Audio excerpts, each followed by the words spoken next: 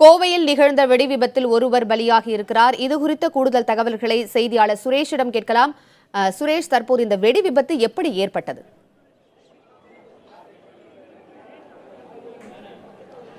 கோவை காந்திபுரம் பகுதி அருகில் உள்ள பொன்னைராஜபுரம் சாலையில் உள்ள ஒரு தனியார் கோச்சிங் அகாடமியில் தான் இந்த விபத்து ஏற்பட்டிருக்கிறது.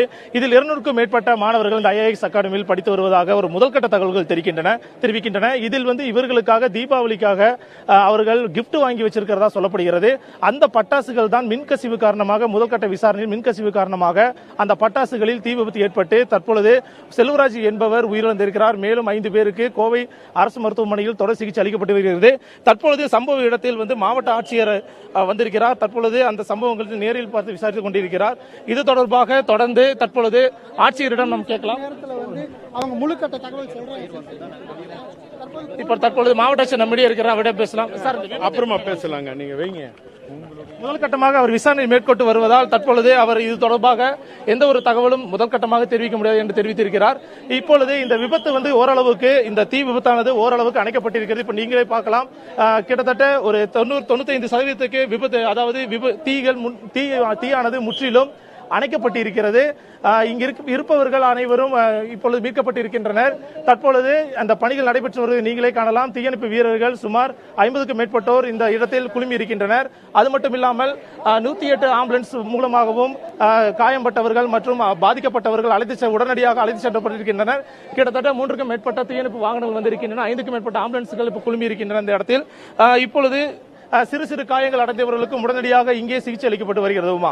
சுரேஷ், நீங்க சொன்ன அந்த கிஃப்ட் பாக்ஸ் யார் வாங்கி வச்சது? இந்த கிஃப்ட் பாக்ஸ்னால இந்த விபத்து நேரிட்டதா? முதற்கட்ட விசாரணையில என்ன சொல்றாங்க?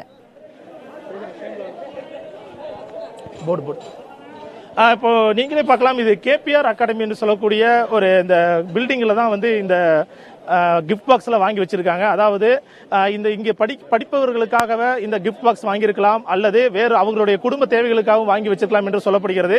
இப்ப வழக்கமாக தீபாவளி என்றாலே எல்லாரும் ஒட்டுமொத்தமாக சிவகாசி போன்ற ஹோல்சேல் கிடைக்கக்கூடிய பகுதிகளில் மொத்தமாக வாங்குவது வழக்கமாக வச்சிருக்கின்றனர். அதாவது ஒன்றுக்கும் மேற்பட்டோர், அதாவது 5-10க்கும் மேற்பட்டோர் ஊழியர்கள் ஒன்றாக வேலை செய்யும் போதோ இல்ல ஒன்றாக படிக்கும் போதோ அவர்கள் மொத்தமாக சிவகாசியில் பல்க் ஆர்டர் பண்ணி வாங்குறது வழக்கமா இருந்திருக்கிறது. அதுபோலத்தான் இந்த அகாடமி சென்டரில் படிக்கக்கூடியவர்கள் ஒட்டுமொத்தமாக தீபாவளிக்காக அந்த கிஃப்ட் பாக்ஸை வாங்கி வைத்திருக்கலாம் என்று தெரிய வருகிறது. அதன் பிறகு இன்று சுமார் மாலை அளவில் இந்த விபத்து என்பது நேரிட்டிருக்கிறது.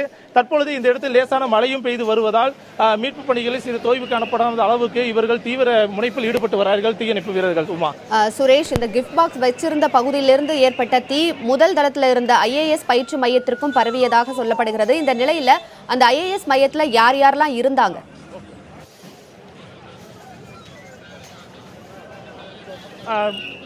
முதல் கட்டமாக சொல்லப்பட்டது, இந்த IAS அகாடமியில் கோச்சிங் கொடுக்கக்கூடிய எல்லாரும் இருந்திருக்கலாம் என்று சொல்லப்படுகிறது. அடுத்தபடியாக அதில் படிக்கக்கூடியவர்கள் இருக்கிறார் சொல்லப்படுகிறது. இப்போ மாவட்ட தீயணைப்பு வீரர், மாவட்ட தீயணைப்பு அதிகாரியிடம் நம்ம பேச முற்படுகிறோம். தற்பொழுது மாவட்ட ஆட்சியர் தான் நம்ம அருகில் இருக்கிறார், அவரிடம் பேசலாம். சார், முதல் கட்டமாக ஏதாவது தெரிய வந்திருக்கு சார்? தொடர்ந்து இப்பொழுது மாவட்ட தீயணைப்பு வீரர் எங்க இருக்காரு? இப்ப தற்பொழுது இங்கு நடக்கக்கூடிய காட்சிகள் இப்ப நேரில் பார்க்கலாம். நீங்கள் இப்போ பொதுமக்கள் அதிகம் கூடியிருக்கிறார்கள். அவர்களை அங்கிருந்து அப்புறப்படுத்தும் பணிகளில் காவல்துறையும் தீயணைப்பு வீரர்களும் ஈடுபட்டிருக்காங்க. தொடர்ந்து இப்ப தீயை அணைத்த வீரர்களிடம் பேசலாம். அவர்கள் எந்த வகையில் இந்த தீயை அணைத்தனர் என்பது குறித்து பேசலாம். இப்போ நம்மிடையே இருக்கக்கூடிய தீயணைப்பு வீரரிடம் எந்த வகையில் இந்த தீயை அணைத்தார்கள் அப்படின்னு சொல்லி பேசலாம். சார், வணக்கம்.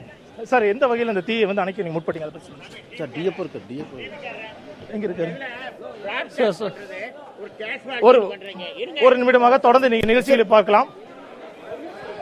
சுரேஷ், நடக்கக்கூடிய சம்பவங்களை இப்ப நேரடியாக நீங்க பார்த்துக் கொண்டிருக்கிறீர்கள். யாரும் இப்ப தற்பொழுது முதல் கட்டமாக பேச தயாராக இல்லை. சுரேஷ், நம்ம இந்த தீயை அணைக்கும் பகுதி தற்போது ஓரளவிற்கு அணைக்கும் பகுதி ஏற்பட்டிருக்கிறது. இந்த எத்தனை வாகனங்கள், தீயணைப்பு வீரர்கள் எத்தனை வாகனங்கள் தீயை அணைக்கும் பணியில் ஈடுபட்டுள்ளன?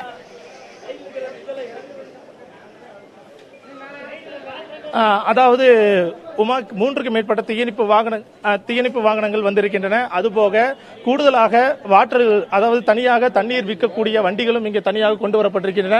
போதுமான மாநகராட்சி தரப்பில் இருந்தும் 2க்கும் மேற்பட்ட லாரிகளில் தண்ணீர் கொண்டு வரப்பட்டிருக்கிறது. ஒருவேளை தீயணைப்பு வாகனங்களில் இருக்கக்கூடிய நீர் தீர்ந்துவிட்டால் அதை பயன்படுத்திக்கும் வகையிலும் இங்கு அதுக்கான ஏற்பாடுகள் முதல் கட்டமாக செய்யப்பட்டிருக்கின்றன. இப்பொழுது தீயணைப்பதற்காக உள்ளே சென்றவர்கள் ஒவ்வொன்றாக இறங்கி வருகின்றனர். இப்போ வந்துட்டு இப்போ ஒருத்தர் இறங்கி வராரு, அவரிடம் நம்ம நிச்சயமாக இது தொடர்பாக கேட்கலாம். எந்த மாதிரியான இந்த விபத்து நடந்தது என்று அவரிடம் கேட்கலாம். இப்போ முதல் கட்டமாக சார் இந்த விபத்து எந்த மாதிரி நடந்ததுன்னு சொல்லுங்க சார். சார் திடீர்னு வந்துட்டு இருந்த புகை, சரியான புகை வந்துட்டு இருந்தது. அப்புறம் மேலே ஏறி உடச்சா முடியலைங்க உள்ள நகர்றதுக்கு. அப்புறம் கடைசியில் பார்த்தீங்கன்னா நல்ல பயிர் சர்வீஸ்லாம் வந்து உள்ளே பூந்தோடனே ஒரு 3 பேர்த்த 4 பேர்த்த கூட்டிகிட்டு வந்துட்டாங்க. இப்போ எத்தனை பேர் நீங்கள் மீட் இருக்கீங்க, எத்தனை பேர் உள்ள வந்தாங்க சார்? 4 பேருங்க. மொத்தம் இங்கே ரெகுலராக எத்தனை பேர் படிக்க வருவாங்க இந்த கோச்சிங் சென்டர்? அது தெரியலைங்க சார், சரி எவ்வளோன்னு தெரியல. நிறைய பேர் இருக்கிறாங்க சார். பக்கத்து பில்டிங் இதை எடுத்துருக்காங்க. இந்த பில்டிங் இந்த மாதிரி வந்தாங்க, நாங்கள் ஒடியாந்து இது பண்ணுங்க சார். இந்த ஒரு பில்டிங்கில் மட்டும்தான் இந்த விபத்து வந்து இதாக இருக்கா? பக்கத்து பில்டிங்கில் ஏதாவது பரவி இருக்கா? இல்லை சார், இதில் மட்டும்தான். மொத்தம் மூணு ஃப்ளவரு. அதில் ஒன்று 3 ஃப்ளவருமே இதாகிடுச்சு, எல்லாம் கறியிருச்சு. நான் தான் இருந்து குழந்தைய காப்பாற்று இருக்கிற குழந்தையெல்லாம் வந்து நான் தான் வெளியே பொண்ணுக்கு ஜாஸ்தி இருக்கு. நான் தான் வெளியே வந்து ஃபயர் ஆச்சு சார். அங்கே நாங்கள் ஒரு டெத்துக்கு போனோம் சார். அங்கே வரும்போது சரியான ஃபயருங்க. அப்போது நான் ஒருத்தன் தான், சரியான யாரும் ஹெல்ப்பு போகல. நிறைய குழந்தைகளை காப்பாற்றினேன். அந்த குழந்தைங்க கூட பார்க்க ஒரு பில்டிங் தான் பார்க்குறாரு. அவர் என்ன தெரியுமா சொல்கிறாரு, என் பில்டிங் தான் பார்க்குறது, பார்க்கல. நிறைய குழந்தைய நான் தான் என்னுடைய மனிதாபமான காப்பாற்றினேன். யார் நான் பார்க்கல. நீங்கள் இப்போ எத்தனை பேர் நீங்கள் மீட் இருக்கீங்க? நீங்கள் யாரும் இந்த இடத்துக்கு இப்படி வந்தீங்க? இந்த இடத்துல எங்கள் வீடு பின்னால் தான் இருக்குது, அப்பார்ட்மெண்ட்டில் தான் இருக்குது. 4வது மாடியில் இருக்கோம். புகை பயங்கரமாக புகை வந்தப்போ தான் அங்கே வண்டி எடுத்து இங்கே வந்து முதற்கட்டம் நீ வரும்போது எந்த மாதிரி உடனே வந்து டாக்டர் அவங்களோட ஒர்க் எல்லாமே கம்பெனி ஸ்டார்ட் பண்ணுறதுக்கெல்லாம் இது பண்ணிட்டாங்க. மற்றபடி இந்த இது கிடையாது. இப்போ இவங்க டக்குன்னு அவங்க வந்து எல்லாமே ஏற்பாடு பண்ணி விட்டாங்க. தீயணைப்பு வீரர்களாகட்டும் ஆம்புலன்ஸ் ஆகட்டும் எந்த ஒரு சீரிய வகையில் வந்து இங்கே செயல்பட்டாங்களா? ஃபஸ்ட்டு ஆம்புலன்ஸ் நல்லா 108 வந்துச்சு. 108 வந்து பயங்கரமாக பண்ணாங்க. அவங்க டக்கு என்ன நடவடிக்கை பண்ணணும், என்ன இது பண்ணணும் அப்படிங்கிறது வந்து பயங்கரமாக பண்ணாங்க. அவங்க பப்ளிக் வந்து எந்த ஒரு இது இல்லாமல் நல்லா நீட்டாக எல்லாமே சப்போர்ட் பண்ணி எல்லாம் பயங்கரமாக பண்ணிட்டாங்க. பக்கத்தில் இருந்து எல்லாமே நீட்டாக அந்தளவுக்கு பண்ணியிருக்காங்க. பட்டாசு சரியான வெட்டிங்க, பட்டார் பட்டார் பட்டார்னு வெட்டி என்னமோ ஏதோ நல்லா குடு குடுன்னு ஒடியாந்தா வெடிச்சிட்டே இருக்குதுங்க. அதனால தான் எல்லாரும் உள்ள போகுது. பட்டாசு வச்சிருப்பாங்கன்னு நீங்கள் யாருக்கா தெரிஞ்சிருக்குதா? அது தெரியலைங்க சார் என்னன்னு. ஆனால் வெடி சரியான பட்டார்னு வெடி. குடோன் இல்லைங்க, குடோனில் இது வந்துங்க சார் ஃப்ரீயாக சொல்லித்தராங்க. இவங்க என்னோட குழந்தைங்க இங்கே தான் படிச்சுட்டு இருக்கிறாங்க, ஃப்ரீயாக டியூஷன் எடுக்கிறாங்க. அதான் வேற ஒன்றும் சார். என்னென்ன கோச்சிங் சென்டருக்கு நடக்குது சார்? தெரியலைங்க சார். ஆனால் எல்லாம் சின்ன குழந்தைலேருந்து +2 காலேஜ் வரை எல்லாம் நடந்துட்டு ஃப்ரீ தானுங்க, எல்லாம் ஃப்ரீ தான். நீங்களே கேட்டிருப்பீர்கள், இது இலவச கோச்சிங் சென்டராக இந்த பில்டிங்கில் வந்து செயல்பட்டு வராங்க. அதனால இங்கே வந்து அதிகப்படியான 100க்கும் மேற்பட்ட மாணவ மாணவிகள் இங்கே படிக்கிறத வழக்கமாக கொண்டிருக்காங்க. இப்போ வந்துட்டு நம்ம டிஎஸ்ஓ கூட பேசக்கூடிய வாய்ப்புகள் நமக்கு கிடைச்சிருக்கான்னு பார்ப்போம். அவர்கிட்ட தொடர்ந்து கேட்போம். இப்பொழுது தீயணைப்பு வீரர்கள் அனைவரும் தீயை அணைத்து விட்டு தற்பொழுது இங்கே நின்று கொண்டிருக்கிறார்கள். இப்போ நீங்களே பார்க்கலாம், இந்த பகுதியில் அதிகப்படியான பரபரப்பு நிலவுகிறது. அக்கம் பக்கத்தினர் தொடர்ந்து இந்த கட்டிடத்தை சுற்றியவர் இருக்கின்றனர். இப்பொழுது நாம் தொடர்ந்து ஒரே நிமிஷம் இப்போ தொடர்ந்து டிஎஸ்ஓ அவர்கள் நிற்கிறார், அவரிடம் பேச. சந்திரன் மாவட்ட தீயணைப்பு அலுவலர் சந்திரன் இருக்கிறார், அவரிடம் பேசலாம். சார்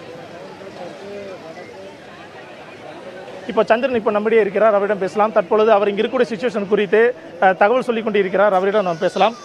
சார் இப்போ முதல் கட்டமாக எந்த மாதிரி நடவடிக்கை எடுத்தீங்க? இம்மிடியேட்டாக ஸ்பாட்டுக்கு வந்துருக்கு. மொத்தம் 4 வண்டி ஃபயர் வெஹிக்கிள் வந்திருக்காங்க. சுமார் ஒரு 30 பேர் அந்த ஒர்க்கில் இப்போ தீயணைப்பு வீரர்களாம் இப்போ தீயை அணைத்து முடித்த பிறகு அதனை பேக்கப் செய்யும் நடவடிக்கையில் ஈடுபட்டு வரார்கள். இப்பொழுது அரசு மருத்துவமனையில் தொடர்ந்து பாதிக்கப்பட்டவர்களுக்கு சிகிச்சை அளிக்கப்பட்டு வருகிறது. ஒருவர் உயிரிழந்திருப்பதாக செல்வராஜ் என்பவர் மூச்சடைப்பின் காரணமாக உயிரிழந்திருப்பதாக தெரிய வந்திருக்கிறது.